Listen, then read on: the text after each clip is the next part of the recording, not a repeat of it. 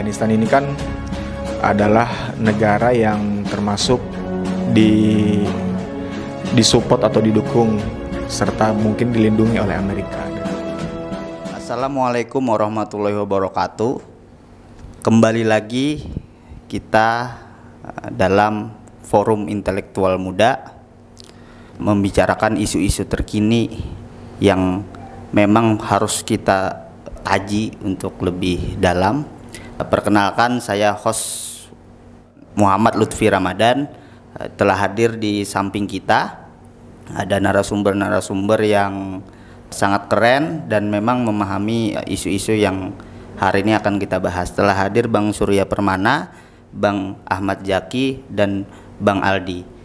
Nah, hari ini kita akan membahas tentang permasalahan yang memang sangat menarik untuk kita bahas.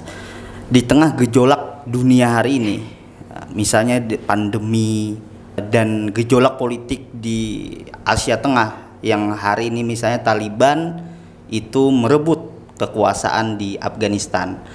Nah, ternyata ini ada hubungannya dengan sistem-sistem politik kita, sistem-sistem politik di dunia yang hari ini berkembang, di mana misalnya negara yang sistem pemerintahannya itu adalah otokrasi itu semakin menguat, mengalahkan negara-negara yang menerapkan sistem demokrasi.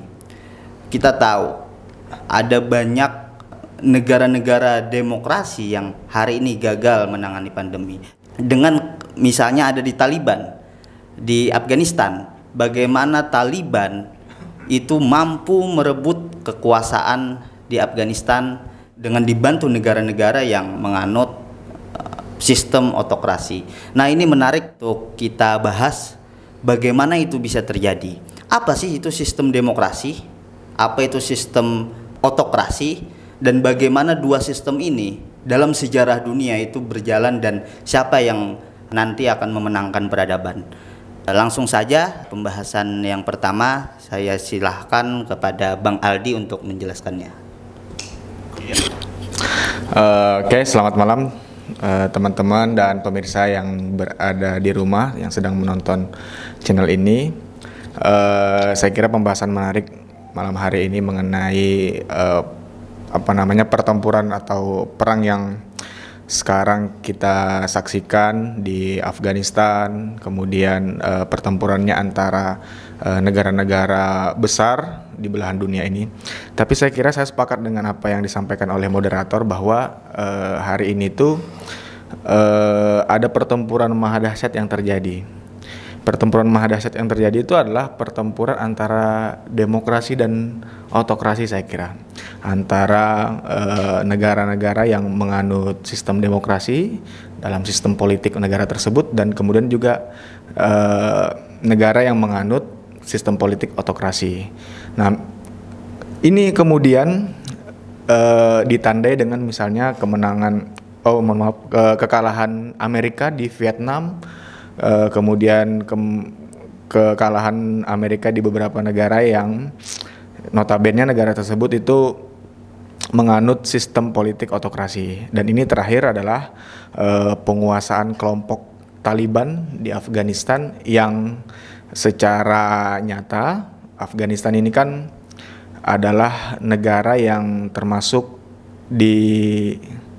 disupport atau didukung serta mungkin dilindungi oleh Amerika, dan itu dikalahkan oleh kelompok-kelompok yang militan, yaitu namanya Taliban. Nah, sehingga tentu kelompok Taliban banyak belajar berbagai hal ya dengan negara-negara yang yang hari ini semakin pesat kemajuannya seperti China dan lain sebagainya.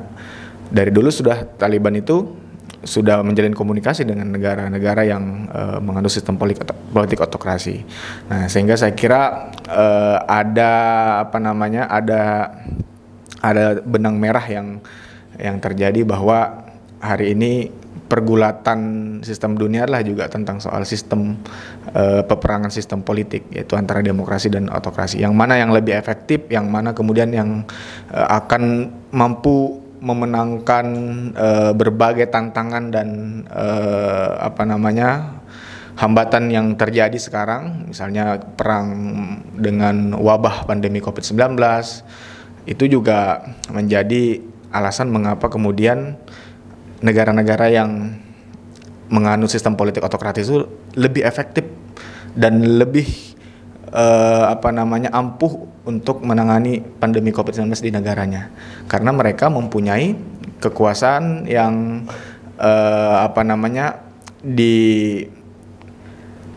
dikuasai oleh segelintir orang, sehingga di situ sangat cepat untuk mencapai suatu konsensus dalam penanganan permasalahan atau tantangan yang dihadapi oleh negara tersebut.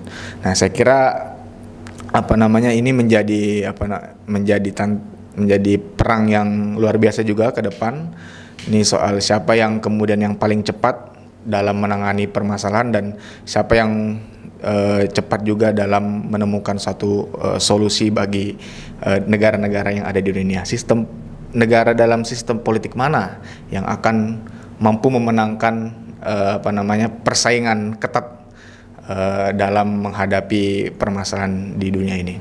Saya kira demikian.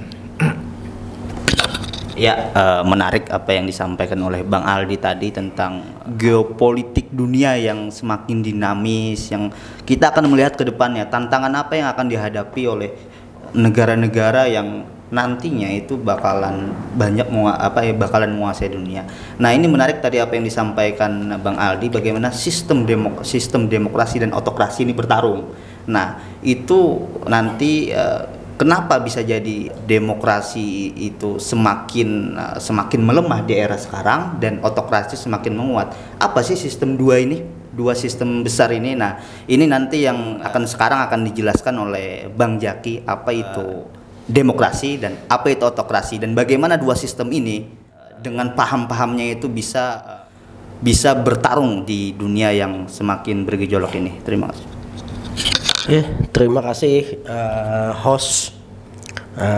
Sangat menarik untuk menimba ilmu. Kita sama-sama di sini menimba ilmu tentang sistem kepemerintahan atau sistem politik di dunia dan juga di Indonesia.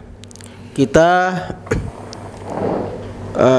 berkaca daripada prolog yang disampaikan oleh host tadi mengenai demokrasi dan otokrasi. Indonesia saat ini memegang sistem pemerintahan demokrasi, tetapi karena kan demokrasi adalah dari rakyat untuk rakyat dan oleh rakyat. Kedaulatan di tangan rakyat untuk demokrasi. Sedangkan otokrasi kan kekuasaan dipegang penuh oleh segelintir atau seseorang yang langsung. Nah, flashback kembali kepada otokrasi ini hampir mirip dengan monarki yang dulunya pernah ada di sejarah Indonesia dengan kerajaan-kerajaan.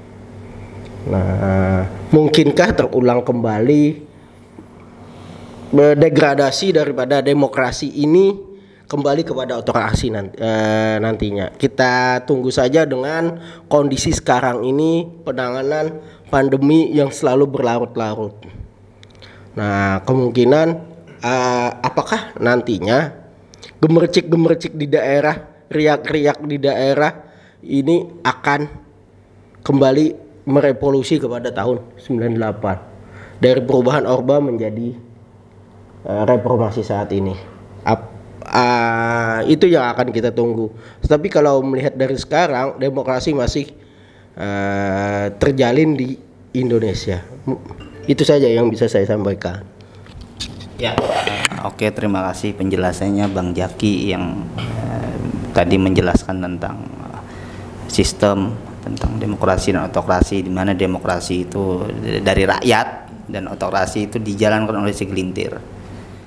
Ya, mungkin nanti akan dijelaskan lagi lebih luas tentang otokrasi dan demokrasi ini dengan apa sejarah yang melatar belakangi, terus negara-negara apa yang menganut sistem ini, Terus bagaimana bagaimana negara-negara ini bisa menjalankan sistemnya secara optimal, dan apakah yang mana yang lebih bagus, yang mana yang lebih efektif di dunia modern hari ini, demokrasikah atau otokrasikah? Nah, dengan segala kekurangan-kekurangan yang ada di dua sistem ini, apa yang akan dianut oleh negara yang nantinya ideal, Bang, untuk dianut oleh negara dalam memimpin negaranya masing-masing dan untuk memperkuat posisi negara itu? Silahkan Bang Surya untuk dijelaskan. Terima kasih Bang Lutfi. Saya mulainya begini. Sewaktu membentuk negara, saya pikir hampir seluruhnya otokrasi. Karena sekelompok orang lah yang mendirikan negara itu. Misalnya proklamasi kemerdekaan Indonesia, itu kan digerakkan oleh intelektual sedikit orang itu yang memproklamasikan kemerdekaan itu. Nah, itu kalau dari dia bebas dari penjajahan. Ada juga yang bebas dari suasana chaos. Kan otokrasi itu kan keadaan chaos, kemudian datang sekelompok orang untuk menciptakan order, ketertiban. Nah, itu juga mencegah chaos untuk kembali kepada satu tatanan. Itu kan otokrasi dulu kan, benar nggak? Jadi mostly ya hampir semua terbentuknya pemerintahan negara itu dari otokrasi dulu. Kemudian di sebagian negara, nah Amerika juga kan, yang namanya perang sipil Amerika tuh, itu segelintir orang juga tuh, dia membentuk negara nanti, Thomas Jefferson dan lain-lain itu. Nah, nanti di tengah jalan, ketika dia mau melegitimasi kekuasaannya, itu lalu adakan pemilu di sebagian negara, ya kan? Untuk melegitimasi kepemimpinannya ini, dia adakan pemilu. Kalau sejarah Indonesia, Bung Karno jadi presiden, dia angkat dirinya kan atas nama bangsa Indonesia.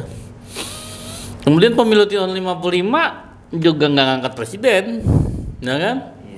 Presiden yang diangkat orang hasil pemilu itu ya SBY pertama, yang langsung, yang melalui sistem demokrasi liberal ini. Nah ya, jadi pada mulanya negara itu otokrasi itu semua kebanyakan, kecuali ada contoh lain yang mau mengatakan. Saya rasa nggak ada, hampir semuanya itu dari otokrasi. Waktu dia melegitimasi baru dari rakyat disebutnya, seluruh rakyat disuruh ikut pemilu.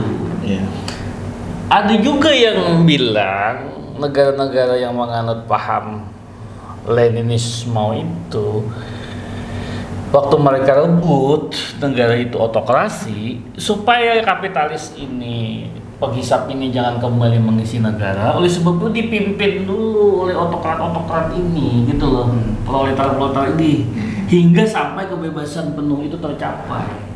Jadi transisinya panjang banget, ratusan tahun, mungkin beratus tahun baru saya mencoba kebebasan itu. Kebebasannya mau dikasih di ujung, dibimbing dulu oleh sekelompok orang ini. Itu dalam konsep Lenin mau yang ikut itu di negara-negara itu. Tapi di dalam konsep misalnya negara Madinah, revolusi Rasulullah, otokrat juga. Kemudian nanti pemilihan Abu Bakar sebagai khalifah, itu otokrat itu, ahlul hali wal aqdi, otokrat juga. Nah, kemudian ada memang otokratnya yang bersifat monarki, yang nggak pakai dewan. Kalau negara modern kan banyak yang otokrat yang pakai dewan kan. Ya tadi misalnya negara yang saya sebutkan tadi itu pakai dewan, tapi ada juga yang masih otokratnya monarki murni, monarki absolut, Arab Saudi, misalnya Qatar, Brunei. Ada juga yang, nah ini yang demokrasi tapi monarki konstitusional itu ya Inggris, Itu lihat pemilu itu memang Belanda. sistem hibrid itu ya kayaknya ya. Yang mau melegitimasi hasil otokrasinya melalui demokrasi ya adalah Amerika, kemudian India, Indonesia. 3 itu yang besar banget tuh. Indonesia di pemilihan sekarang. Tapi saya punya catatan tentang otokrasi kan tadi kan sebenarnya datang untuk menghindari chaos. Di dalam Al-Mawardi itu apa Ahkamus Sultaniyah, keteraturan itu lebih baik ya. Keteraturan yang dipimpin oleh orang zalim itu lebih baik daripada keadaan kepemimpinan. Sultan yang fazir itu lebih baik karena dia membentuk satu tatanan daripada chaos. Chaos itu anti politik Sunni itu. Apapun yang chaos itu. Nah, demokrasi liberal ini saya khawatir. Karena di demokrasi liberal ini kan nanti dikuasai oligarki. Dia nggak ada kepalanya kan, otokratnya nggak ada, monarknya nggak ada kepalanya. Ini bisa anarko, bisa chaos. Demokrasi liberal ini, misalnya kayak kita demokrasi liberal yang dikuasai oligarki, ya, yang dikuasai oleh oligarki, kemudian oligarkinya ekstraksinya habis, negaranya jatuh miskin, ini bisa chaos, bisa datang lagi untuk dipimpin oleh orang bisa datang lagi satu otokrasi baru gitu loh. Misalnya Taliban itu apa? Itu otokrasi gitu. Tapi dia nggak akan mendirikan negaranya monarki, dia membentuk dewan nanti. Tapi dia nggak mau pakai demokrasi pemilihan apa, karena dia memuliakan pilihan itu ada pada ulama-ulama dan perwakilan-perwakilan itu. Mereka yang ngelitnya itu. Nah, demokrasi liberal ini saya rada khawatir itu akan mengarah ke situ. Tak gitu loh ya, chaos, sumber daya habis, datang lagi otokrat baru. Itu loh yang jadi catatanku. Sebenarnya sistem apa yang paling baik? Ya pasti demokrasi yang paling baik, bos. Dari rakyat untuk rakyat, tapi dari rakyat doang nggak untuk rakyat, itu loh bahaya, nggak balik. Kalau ini kan otokrasi kan dari elit untuk rakyat gitu loh. Dan rakyat pasti suka dengan pemimpin yang adil. Nah, kemudian demokrasi liberal itu mensakralkan itu periodisasi, adanya pemilu itu yang legitimate gitu loh, dipercaya rakyat. Kalau di konstitusi Jawa kan yang dapat Pulung, Moyo ke Prabon, itu yang legitimate. Nah, itu yang saya khawatirkan dari sistem demokrasi liberal kita hari ini, termasuk di Amerika juga benturannya luar biasa tuh, perpecahan oligarki berkuasa. Tapi mereka kan memang hidup dari sana, mereka hidup negaranya muncul dari perang sipil. Jadi sebenarnya dia dari perang sipil muncul otokrat, dipemilukannya gitu loh, didemokrasikannya. Kan pembebasan juga dia kan, antara utara sama selatan kan dia. Mereka itu pertingkaian juga, asalnya dari situ juga, dari kekeosan juga muncul negaranya itu, dijadikan demokrasi. Nah, kalau demokrasi liberal ini sebenarnya menurutku si anarko. Anarko tuh tanpa kepala, pimpinan tertingginya nggak ada. Bisa menuju kepada satu kondisi chaos. Kalau sumber dayanya habis, kesenjangan makin tinggi, muncul tadi kekeosan, datang lagi otokrat baru. Lebih baik datang otokrat baru daripada chaos berkepanjangan, ya kan? Itu, tapi itu kan ini kan satu prediksi, satu hipotesa kita. Sebenarnya kenapa pendirian Republik Indonesia itu menganut sistem MPR itu? Sebenarnya tidak ada kan hasil amandemen aja kan yang menyebut pemilu langsung beginian kan? Tata cara pemilu itu tidak ada dalam UUD 45 itu. Hanya Majelis Permusyawaratan Rakyat itu ada sebagai monarki yang parlemen ya, monarki yang parlemen, monarki yang berbentuk dewan, berbentuk majelis. Ada yang tertinggi, dia nggak anarko. Ada yang tertinggi. Kalau anarko tuh sebenarnya bukan kerusuhan itu, artinya anarko tuh tanpa kepala, ada kepalanya tuh MPR itu kepalanya. Sebenarnya dibentuk negara kita ini. Jadi MPR itu sangat penting untuk menyelamatkan dia dari kekeosan itu, karena disusun melalui perwakilan. Nah, sebenarnya satu tawaran itu kan ilmuwan-ilmuwan ini, pemuda-pemuda ini meneliti perwakilan-perwakilan apa yang menjadi wakil masyarakat di MPR itu.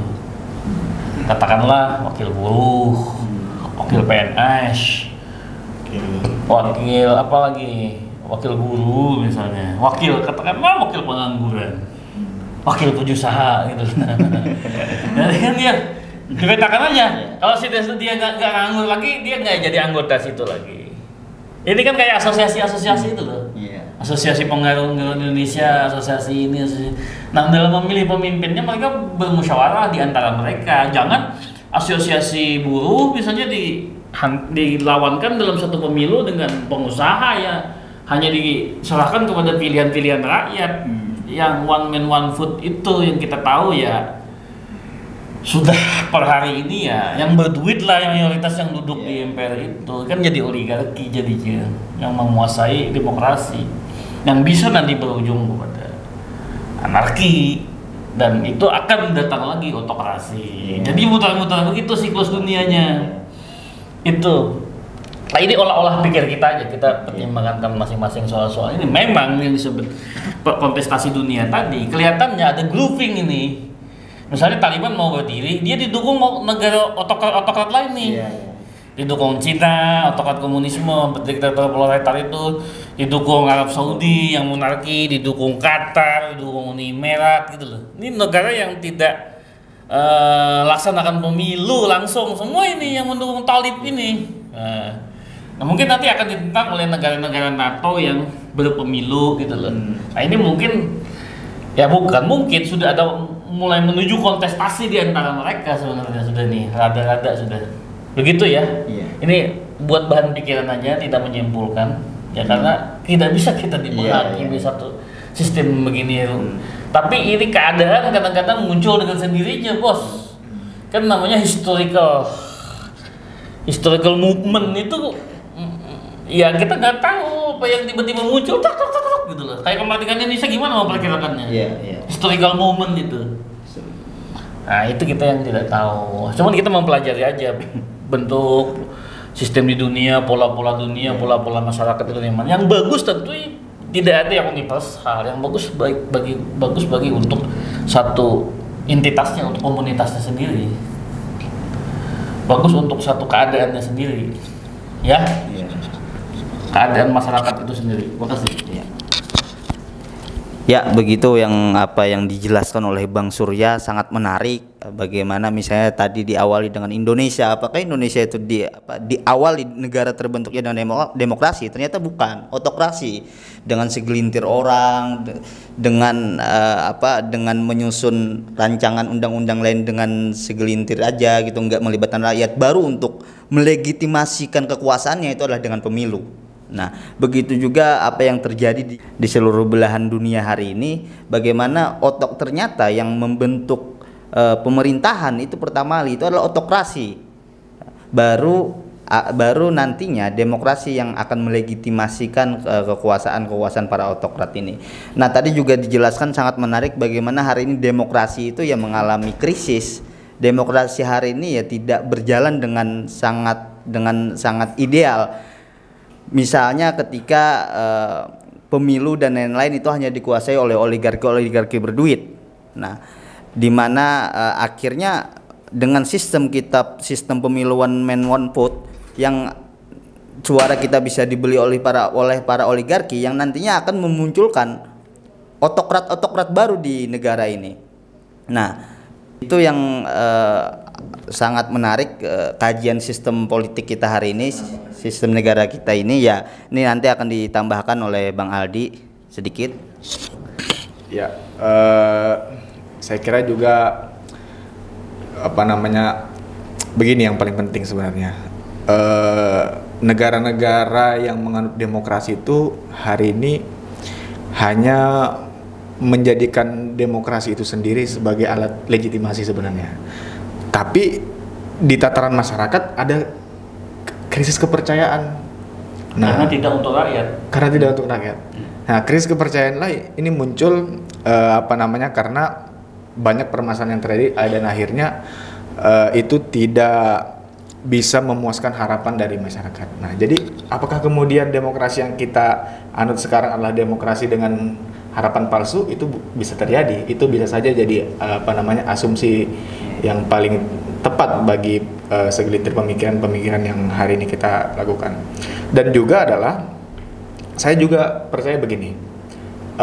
Dulu misalnya ketika membentuk satu zaman peradaban itu harus direbut oleh suatu segelintir orang atau autokrasi tadi, membentuk negara bangsa itu kan harus dilakukan oleh segelintir orang, dan itu bisa saja nanti akan dikembalikan seperti itu. Jadi demokrasi ini hanya sekedar paralel kehidupan, dan nanti akan circle-nya juga akan berputar. Saya kira ada pemerintahan dunia yang tunggal yang nanti akan mengutamakan satu instruksi yang mengikat kepada seluruh bangsa-bangsa yang ada di dunia. Satu misalnya alat tukar, mata uang dan lain sebagainya. Nah, ini yang kemudian menjadi penguatnya adalah kita mempunyai tantangan yang sama, yaitu pandemi COVID-19 ini. Dan hanya negara-negara yang menganut sistem autokrasi yang efektif untuk menanggulangi pandemi ini. Karena sekali lagi secara konsensus mereka tidak lama dalam untuk mendapatkan itu. Saya kira tambahan tadi. Terima kasih, tadi tambahan dari Bang Aldi juga sangat menarik. Tantangan kita ke depannya ini berat. Kita menghadapi banyak gejolak di dunia, wabah, perang dan banyak memang hari ini negara-negara yang berkonflik. Nah, itulah yang akan kita hadapi, dan itu nanti kita akan bahas selanjutnya seri-seri kajian politik yang lain dengan secara rinci dan luas. Ya, terima kasih dari saya dan narasumber. Kami dari Forum Intelektual Muda mengucapkan terima kasih. Assalamualaikum warahmatullahi wabarakatuh.